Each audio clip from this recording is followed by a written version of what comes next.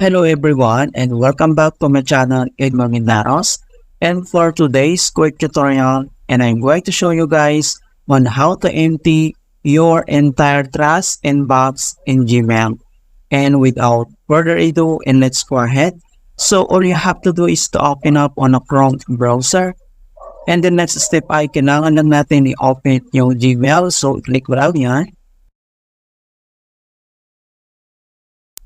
And then matadarig tayo dito sa ating inbox. Okay? So ang next step ay dito lang sa left side menu, kailangan mo lang i-select dito yung more. Ito siya. So click mo lang yan.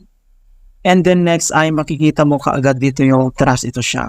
Okay? So kung paano ba natin yan i-empty yung Gmail trust all at once. So i-click mo lang tong trust. And then next step ay dito lang sa gitna mga kaibigan, i-click mo lang tong box na to. So i-check mo lang yan. And then automatic mga kaibigan na check na rin tong mga nandito sa baba niya. Okay? And then next step ay click mo lang dito yung delete forever. Alright, so click mo lang yan. Okay, so makita mo dito not deleted forever na siya. Right, so ganoon lang po kasimple on how to empty Gmail Trust all at once. And please don't forget to like this video and subscribe to my channel for more quality content. Thank you guys and see you in my next tutorial.